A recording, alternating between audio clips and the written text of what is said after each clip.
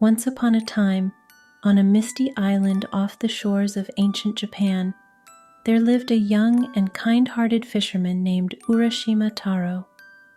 This gentle and humble man lived in a quaint wooden house, its moss-covered roof speckled with fallen cherry blossom petals.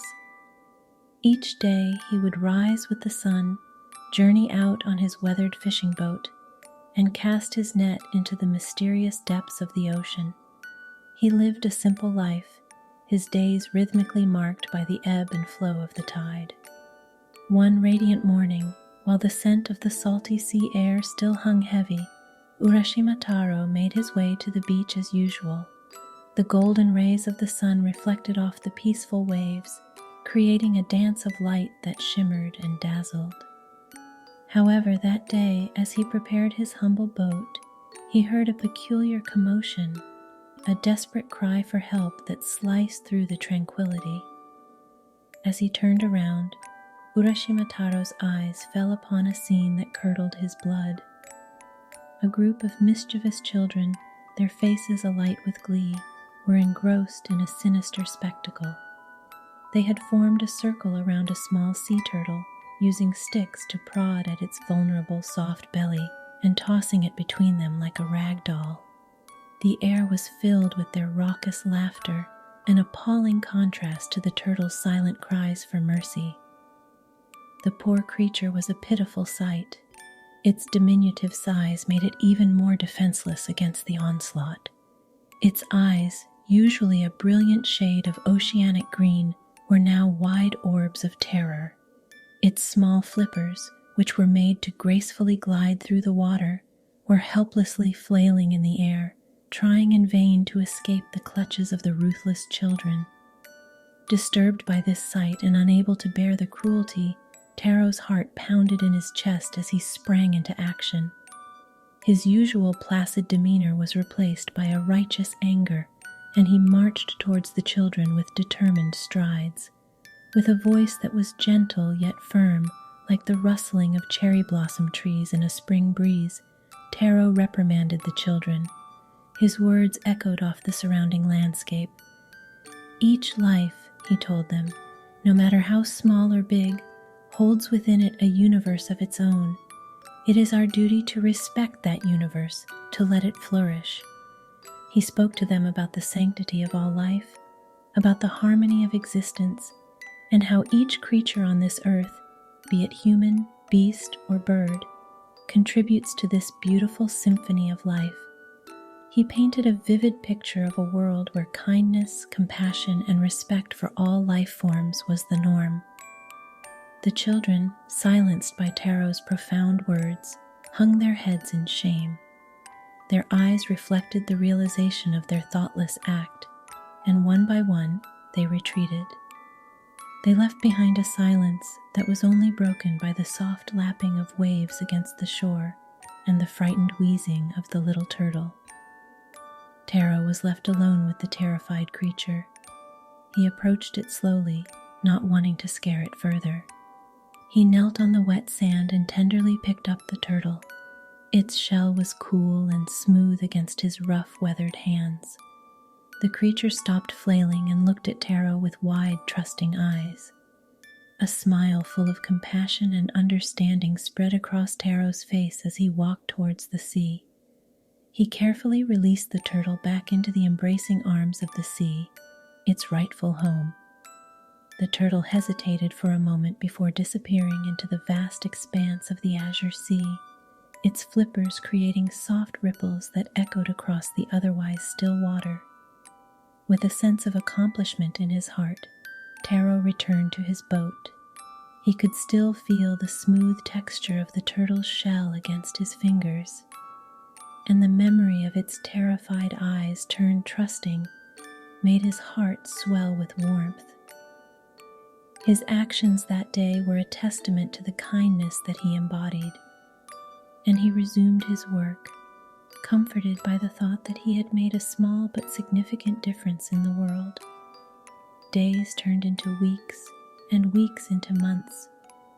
Life continued in its usual ebb and flow for Urashima Taro, his days still marked by the rise and fall of the tides, the setting of the sun, and the glowing of the moon. But one day, something unusual happened.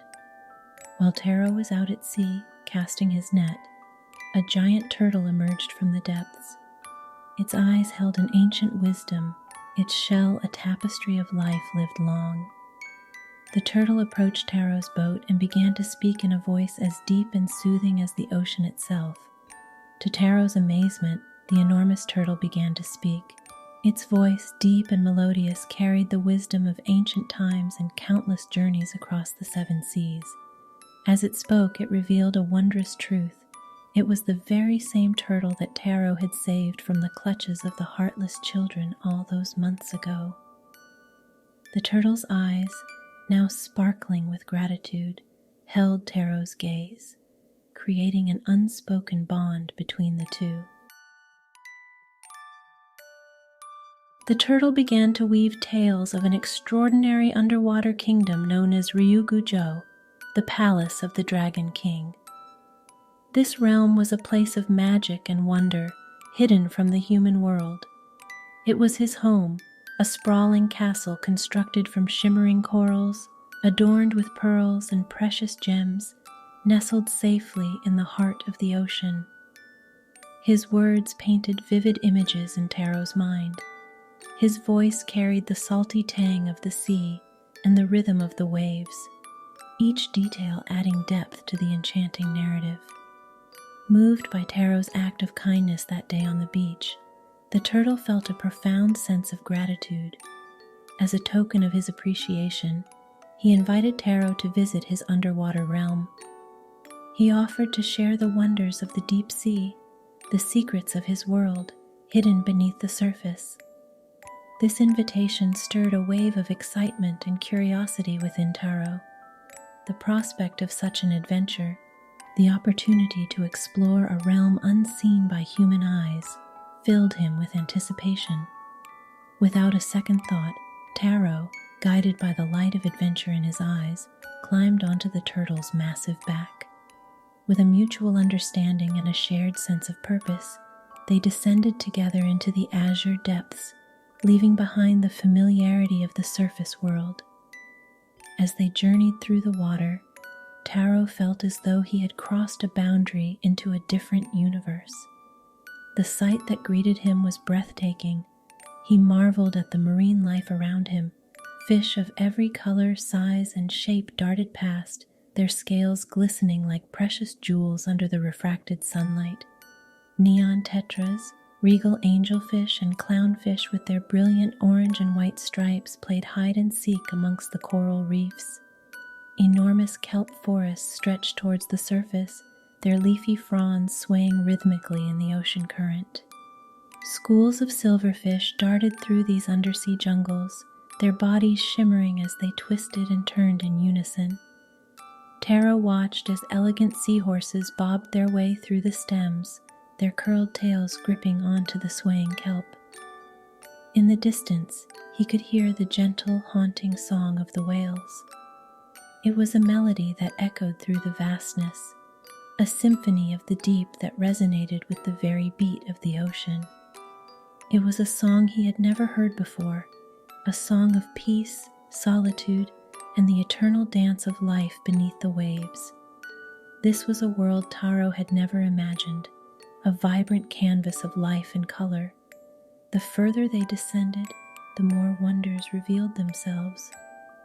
Each moment was a discovery, each sight a priceless memory being etched into his heart. After what seemed an eternity of descending through the ocean's vastness, the turtle and Taro finally arrived at their destination, Ryugu-jo, the palace of the Dragon King. It was an ethereal construct that surpassed even the vivid descriptions the turtle had shared. Crafted from an intricate mosaic of corals of every conceivable color, ornate seashells, and iridescent pearls, the palace shimmered and sparkled under the ghostly glow of the deep sea. Ryugu-jo stood majestic and proud amidst the infinite blue of the ocean, a testament to the glory of the underwater world. Its grand towers, encrusted with clusters of radiant pearls, stretched upwards, almost grazing the surface of the water, as if striving to touch the sky.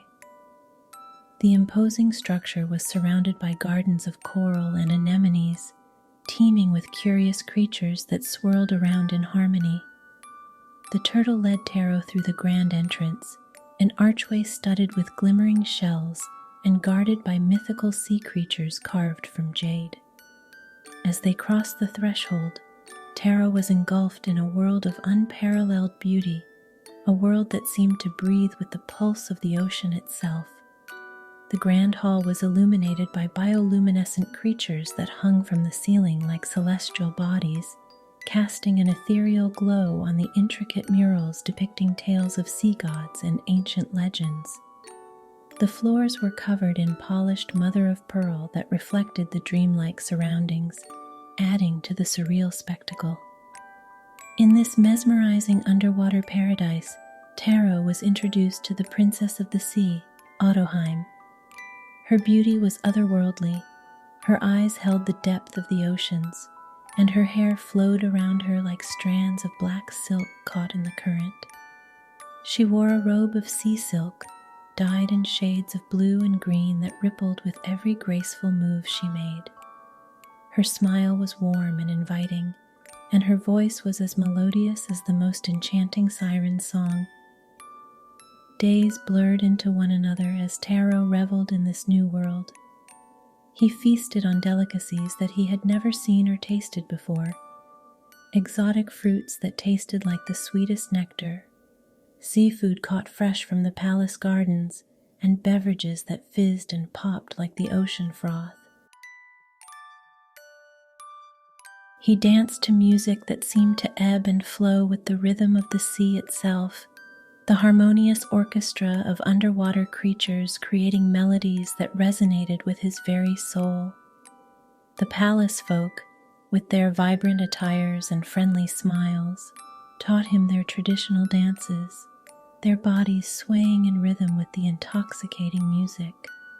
Taro spent his time exploring the underwater world, his curious heart drawing him towards the palace's many wonders.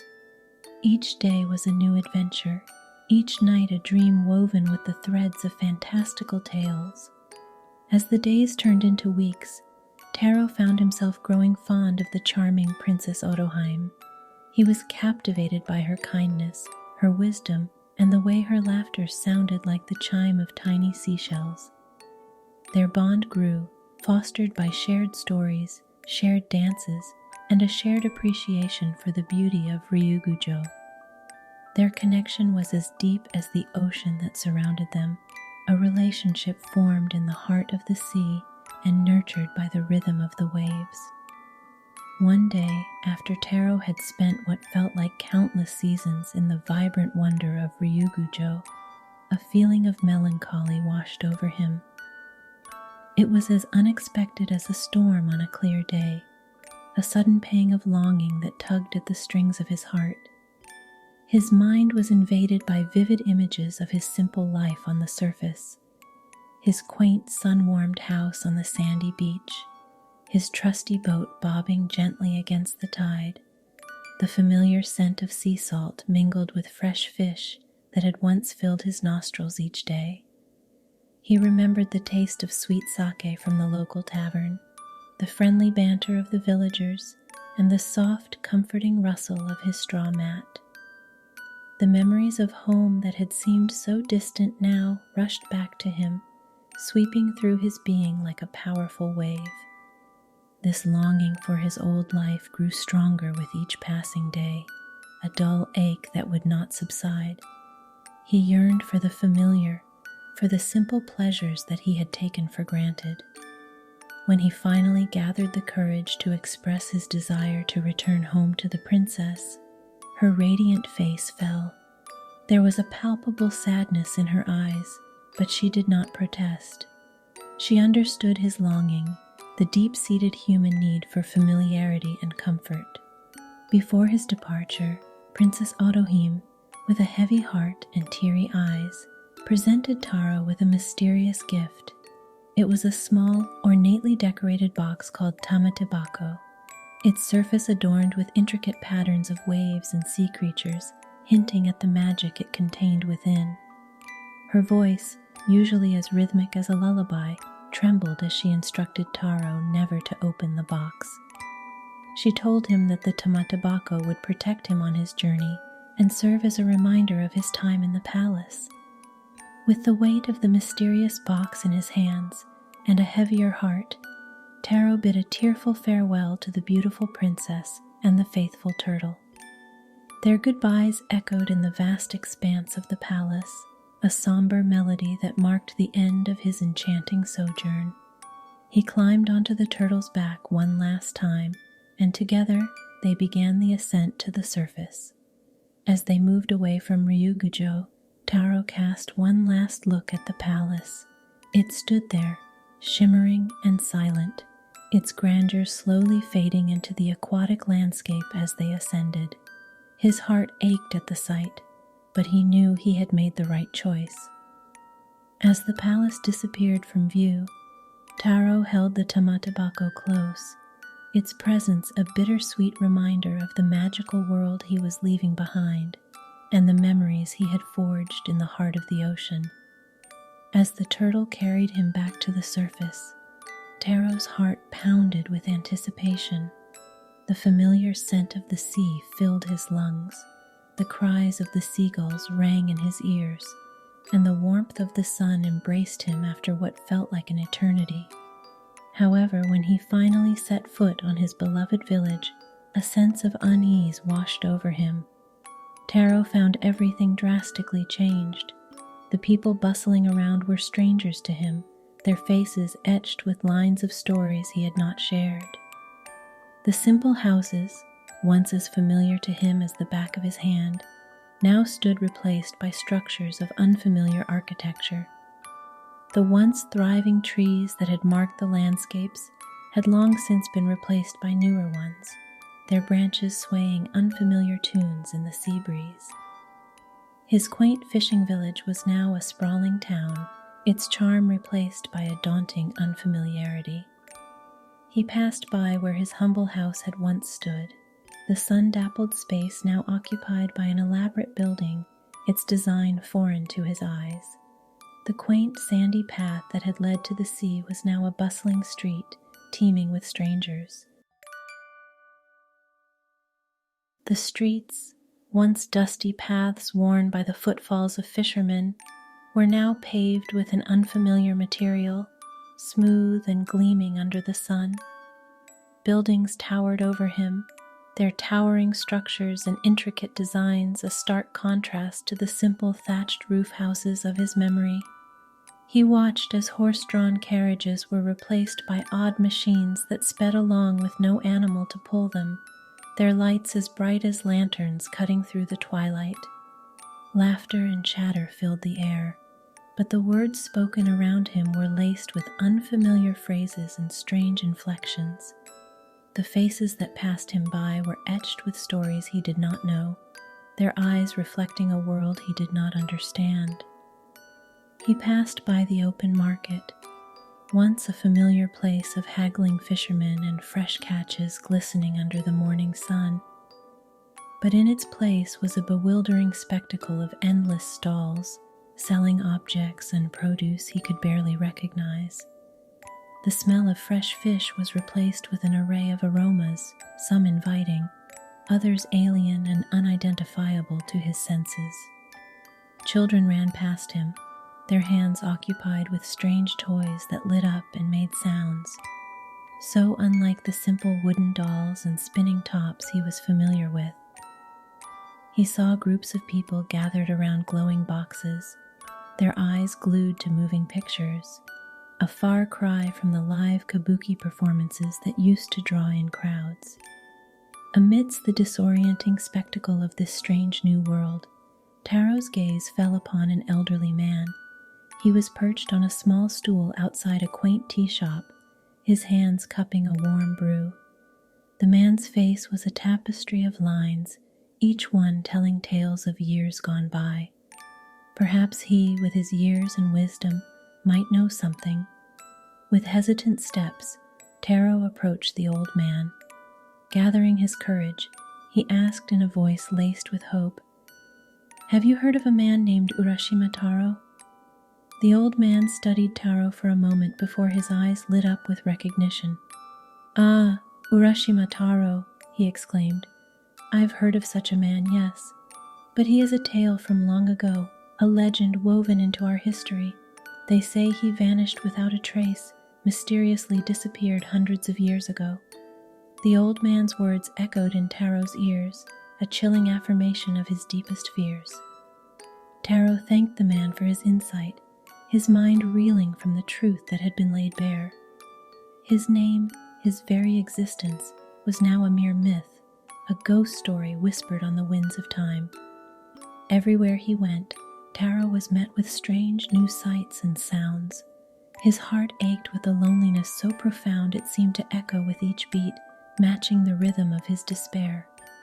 The bright, timeless joy of Ryugujo now seemed like a distant dream, its memory casting long shadows that only intensified the bleakness of his reality. Each day that unfolded was a stark, cruel reminder of the world he had lost, of the time that had slipped from his grasp like sand through his fingers. He was a man trapped between two worlds, his past a fading echo lost in the din of progress, his present an overwhelming cacophony of unfamiliarity. The familiar comfort of his old life was now replaced by a timeless limbo. The once comforting smell of the sea, the lullaby of crashing waves, the faces of his old friends. Everything he once cherished was now washed away, leaving him adrift on the shores of a forgotten era. As he wandered aimlessly through this new world, Taro became a spectral figure. His existence was a solitary silhouette that lurked in the corners of the bustling town, a spectral figure haunting the alleyways and streets that were once his. His presence was a stark reminder of the relentless march of time, a testament to the unforgiving, disorienting reality it bore upon him. In his despair, Taro's mind wandered back to Princess Otohime and the parting gift she had given him, the mysterious tamatabako. The small box, which he had kept close since his departure from Ryugujo, seemed to pulse with an unseen energy. Despite the princess's explicit warning, an overwhelming cocktail of hopelessness, desperation, and morbid curiosity began to take hold of him. He held the tamatabako in his trembling hands, his gaze fixed on the intricate patterns that adorned it. In an act of bold defiance against the gnawing despair that threatened to consume him, Taro decided to open the box. His fingers, now shaking more than ever, slowly worked their way towards the lid. The moment felt drawn out, each second pulsating with the intensity of a lifetime. With a deep breath, he gently but firmly lifted the lid of the box. What happened next was a spectacle beyond his wildest imagination. A rush of white smoke, as thick as sea fog and as brilliant as the dawn, burst forth from the box. It erupted and billowed outwards in a great cloud, enveloping him like a cocoon. Immediately, a rush of white smoke poured out of the box, enveloping him like a shroud. It swirled around him, thick and disorienting, blinding him momentarily. He could feel a strange sensation seeping into his bones, a sensation of time catching up, of years rushing in to fill a void. When the smoke finally cleared, Taro stood transformed. The reflection that met his eyes in the still waters by his feet was that of an old man. His youthful vigor was replaced by a frail frame, his smooth skin etched with wrinkles, his jet-black hair now a snowy white. In that moment, Taro realized the true magic of the tamatabako. It had contained his age, the years he had left behind when he descended to the palace of the Dragon King. Each second he had spent in the wondrous underwater kingdom had been carefully stored in this mystical box, waiting for the moment to be released. And now the floodgates of time had been opened. leaving Taro to face the consequences of his choices. Urashima Taro spent his remaining days by the shore, watching the waves and reminiscing about the underwater palace and the beautiful princess. His story serves as a reminder of the kindness we should show to all creatures, the allure of enchanting but ephemeral experiences, and the timeless bond of home. And so, dear listener, as the moon bathes the world in its soft glow, let us drift into sleep with the tale of Urashima Taro in our hearts, dreaming of fantastical underwater palaces, sea turtles, and the ebb and flow of the timeless sea. Good night.